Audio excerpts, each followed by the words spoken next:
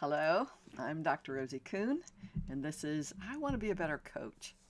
For those of you who know me, you know I've been doing this a long time. This is my 39th video, and I'm saying I've been doing this a long time. The coaching part, I've been coaching for, 25 years. Can you imagine?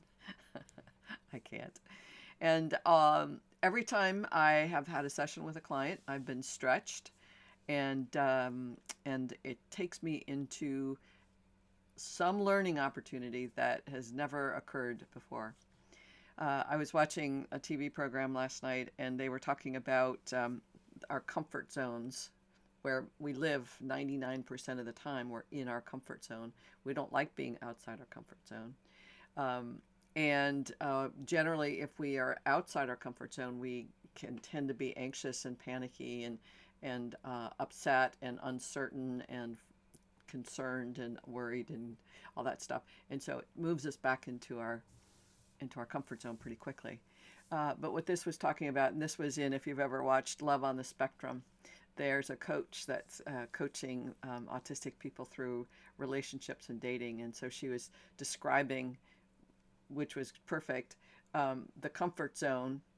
And she was describing this to a young woman who was about to go on a date, and the difference between being in that state of anxiety and panic, and there's a zone right outside your comfort zone, which is where we learn. In a sense, we don't learn much if we're staying in our comfort zone, because the whole point of a comfort zone is let me be me, just the way I am. But the more that we can stretch our own comfort zone and into this place of learning and growing, we're more open to some open and flexible and curious, perhaps. And so when we're curious, things show up and we're able to see things differently. We might ask questions differently. So this learning zone is where we as coaches, we want to be 99% of the time that we're coaching. And we want to be here and invite our clients into that place of curiosity, invite them into this place of what's possible within their own self. So I have my notes, but I think I'm gonna reverse them, because I think maybe it would be good to start with number 3 and work to number 1. Anyway, I had a client the other day, and we're talking about who she is, and had that 99.9% of the time, she is not who she is. She's not herself. She's not being. She's being in her survival mechanism, much like we talked about last week in the previous video. We talked about, what am I afraid people are going to find out or decide about me? This is Hans Philip's work. What am I afraid people are going to find out or decide about me? And what do I do so people don't find that out? Well, our comfort zone is all of that. Here's what I'm afraid of, and here's what I do, so people don't find out that I'm a fraud, a fake, incompetent, less than squat, unworthy, inconsequential. We talked about that. So our comfort zone is where we spend most of the time. So my client, I'll call her Esther, she said to me, I have difficulty wanting to be me. I have difficulty wanting to be me. And something she says a lot is, if I was somewhere else, doing something else, being someone else, I'd be a whole lot better than if I was being me. And I have heard this for the past 25 years with clients going, I don't know how to do me. I don't know who that is. I don't know.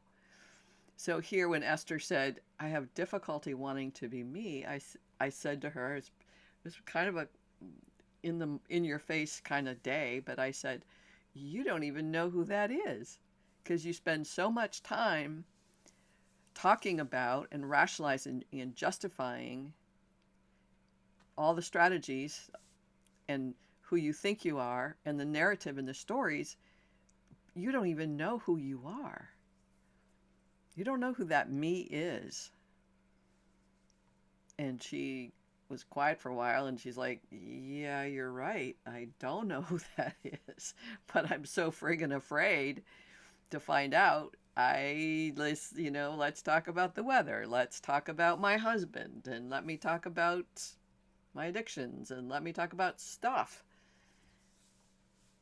And I was really in her face and I said, and because she's saying, as long as I'm improving, that's all that matters. And I said, you're not improving. This is after 2 years of coaching. She goes, I said, you're not improving. And she was like, I said, what's showing up? And she said, I'm angry and I'm defensive and I'm resistant and I'm resentful and I'm sad that you said all that. And I go, yeah, I totally get it. And she said, that means I've wasted my time with you. And I go, no, it doesn't mean that, but it means that you're still utilizing your narratives and your rationalizations and your justifications 90% of the time. You're more aware and conscious and you have more choice. You have more awareness here. That's a good thing. But you're still operating from that same narrative. You're still operating from a pretty small comfort zone. And she got my point. She got my point that she still relies on her narratives and her stories and her justifications. And yeah, this is why my life is the way it is because I'm less than squat and and she talks a great talk. She's a brilliant woman. But this is true for me. Literally, this is true for me. I have no question being able to say that.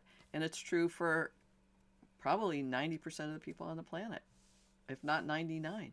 We don't know who we are because we're so entrained in our strategies and survival mechanisms and ways of being that rarely do we have these moments of like, wow, it was great to be me. I really enjoyed myself. I really enjoyed myself. It's like, wow, how do you know that if you don't? So creating moments where we know ourselves begins that exploration of like, oh, I like this. I like green beans and mushroom soup. I love that. Yum. Excellent. When we start to identify things that we know we like, know what we want, know what we desire, that's a good thing. So foundational to any coaching, whether it's you're coaching, getting coached yourself or coaching other people, it's this place where what's the degree to which you have difficulty being you? What's the degree to which you are ignoring, avoiding, distracting you and kind of living in this fear or this need to prove yourself or improve? I have to ask myself this all the time. And I'm not just, it's not rhetorical. But this is really, really important. So I have difficulty wanting to be me. So I'm going to give you an example of what's shown up for me in the last couple of months, which is, and I may have mentioned this, I have a part-time position as a independent contractor with an organization, and they asked me to create a program for them, a ministerial spiritual program. I'll tell you more about it below once it's set up. It's not yet. And when I read the description, job description, much of it is really in my heart, like it's mine to do. I'm so excited. But then there's a part that's not mine to do. And what I mean by that is there's a part where it goes, ooh, I don't like to do that. Ooh, that's uncomfortable. Ooh, that's where I resist. That's where I retract, contract. So for instance, I love creating. I love content. I love putting courses together. I love teaching courses. But project management, strategic key principles, KPIs, all that stuff, I don't like that. I don't do it well.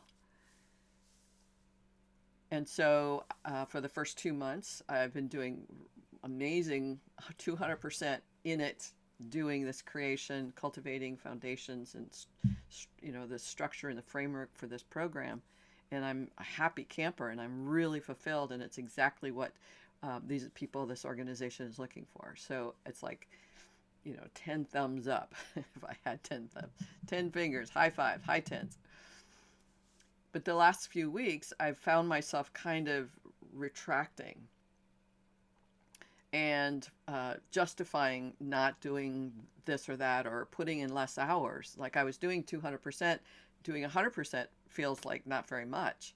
And I feel like I'm slacking off and justifying and rationalizing, like I was talking about with Esther. And it's like, yeah, when I start to do that, I know I'm not doing my work. I'm not doing what's mine to do. Let me put it that way. And it's disconcerting, because it's like, wait, I should want to do this work. I can do this work. It's not impossible. It's not like I'm an idiot or dysfunctional. I can do this work. And so there's this struggle within me that says this is where I'm my happy place, and this is where I start to struggle and be more just unhappy, basically. And so I had a conversation with the organization's founders and said, hey, this is where has been my happy place, and I want to continue to work with you, but not in this place. In a sense, the place of structuring and strategic and management and administration. And the fellow, we'll call him Bob said, Rosie, you're so good at this. Why would you want to stop doing this? You're so good at this. And it's like, because Bob, it's not mine to do.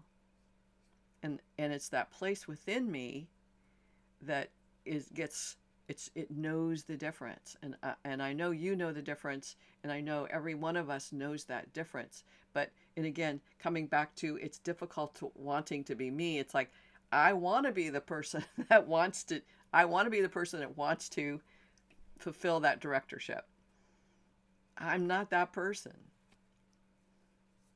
I'm not that wants that.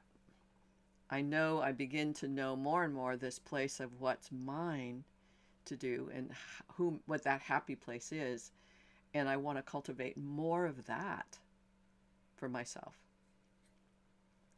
So I know this place specifically, very clearly. And it's this comes from Mitch Saunders, this work, and he talks about what's mine to do, what I'm good at. Like Bob pointed out, Rosie, you're good at this. You should want to do this. You should want to.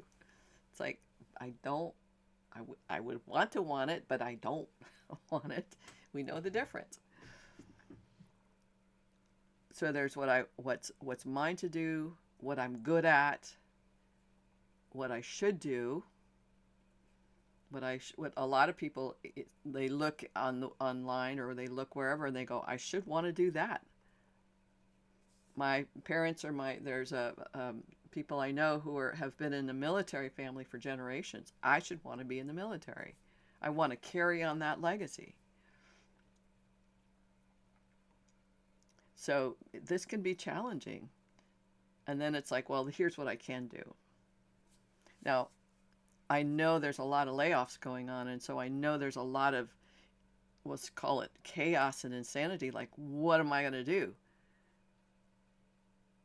And I think in this new, what I'm calling a new paradigm, the paradigm shift of what's no longer available, we have to start opening up to this creativity, this place within us that is bigger than our comfort zone. Here's what's been done. Here's the consensus reality. Here's the job, the corporate world. Here's all of this. And these things are going away. Things are going away. Does it mean people are unemployable, or does it mean that we just have to start to dig deeper to discover what is ours to do, and maybe create something that hasn't been created yet? That's what innovation's all about. That's what expansion, inventions are all about, is creating something that nobody's ever thought of before. I know for myself, when I was in school and in getting my PhD, and the founders of the school were saying, we created this not so that you'd become another therapist, that you'd be another one of the people that are already doing psychology, just your mainstream therapy kind of work. We created this school so that you would move beyond those people, beyond the founders of that created the theories of all of this, that you're moving beyond that. And I went, I have no clue how that is possible. I am I have no clue what they were talking about. But in this state of practice with myself of going, I have difficulty wanting to be me. Absolutely. Absolutely. And going, what's mine to do versus here's what I should do. Here's what it's safe to do. I've had people, and I was working in admissions at the Institute of Transpersonal Psychology, they would say, hey, I think I should become a PhD because I'm afraid I won't have credibility unless I do that. And I would constantly say, if you're not called to it, you don't want to do it, basically. Like, what's your calling? What's yours to do?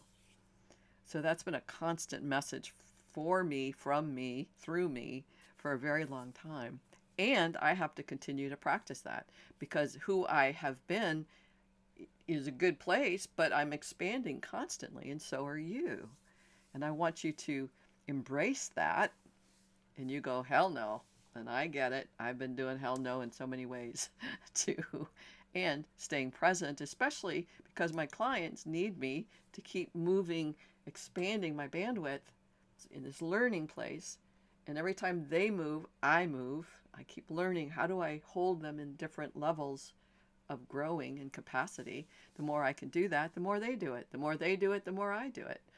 The more I do it, the more you do it. The more you do it, the more they do it. And the world gets to be a better place. So, number 3, which was originally number 1, is, this is what I am doing, not only in terms of personal coaching, but in terms of business coaching.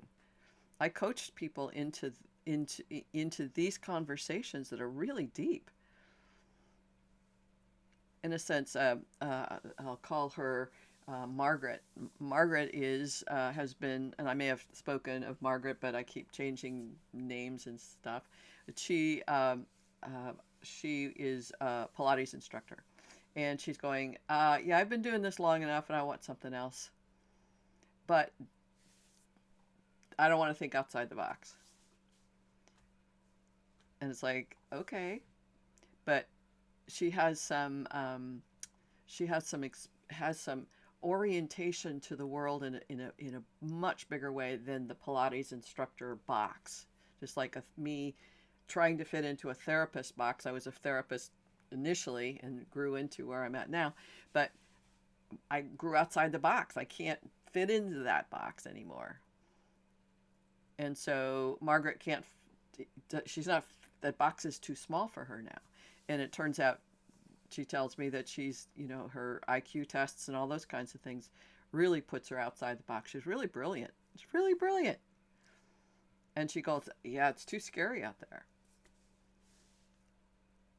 So it's very difficult sometimes for us to have these conversations, we being coaches, to have these conversations with people that go, hey, in terms of career coaching or business coaching, it's like, can you just tell me what I should be doing next? Or how do I get to that next level of whatever? How do I get to that? What's the steps I need to take? That's what we want, because otherwise we have to learn who we are. We have to grow again in that model of comfort zone where it feels safe-ish, and where we start to break open into the learning opportunities, where we can start to hit into or tap into emotions or belief systems or events in our history that were really scary or really uncomfortable, ways that we learn to be because of our family environment. I've talked about this before. In family environments, quite often we're not allowed to know who we are. Therefore, it's difficult for me to want to know me because I was always told I was an idiot or I was invisible. So who we are, what we think, feel, need, or want. And so people, there's a lot of sadness and grief around that, and maybe trauma. And so for people to want to tap into that, it gets kind of uncomfortable. And for you as a coach, your ability to hold that space for them, that takes some exercising on your part to go, whoa, To find out that Margaret's relationship with her father created this orientation in a reality that says, I'm sad. I'm, I can't, I don't want to face the hurt that I felt as a young child. I don't want to face that grief. But sometimes if we don't face that grief, they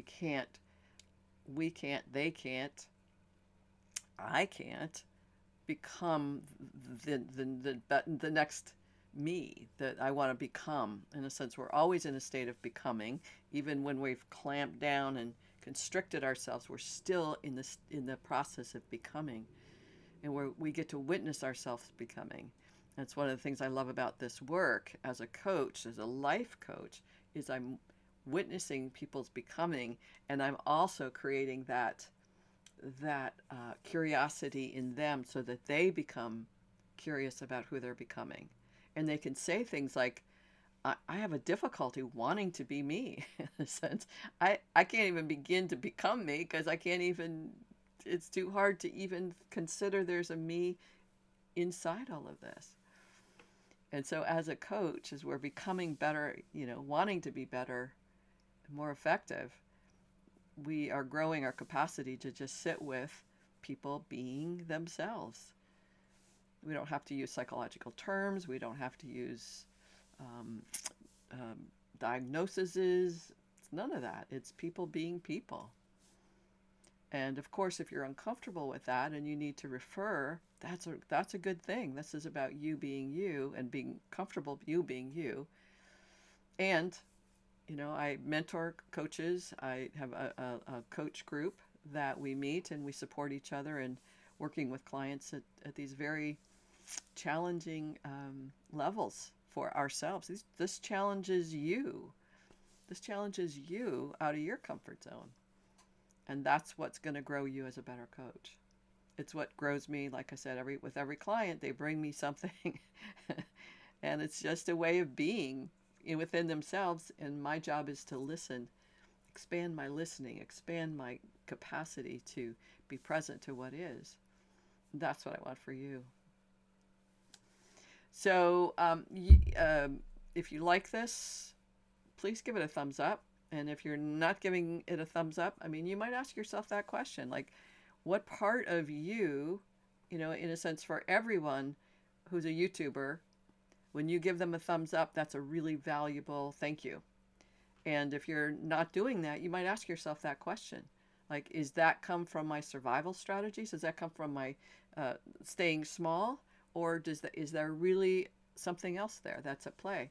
So I don't, again, I request the thumbs up, but it's something that I notice for every YouTuber. Basically, like 5 or 6% of the people will actually give a thumbs up, or 1%. The best ones are like 10%. But why is it that why do we resist? Like, what is that resistance about? Just ask yourself that question, just for the fun of it. You don't have to give me a thumbs up. Just say, am I resisting here? Or is it just a, hell no, she's not, it's not worth it. Just ask yourself that question, just for the fun of it, I think. All right. Well, blessings to you. If you have something you'd like me to talk about specifically, I have a form below that you can fill out in the description box that you can ask the question or leave a comment. If you agree or disagree or where you're challenged by what I'm saying, that would be really helpful. And it will help other people know what's valuable and how to be a more effective coach. All right. Blessings. Bye for now.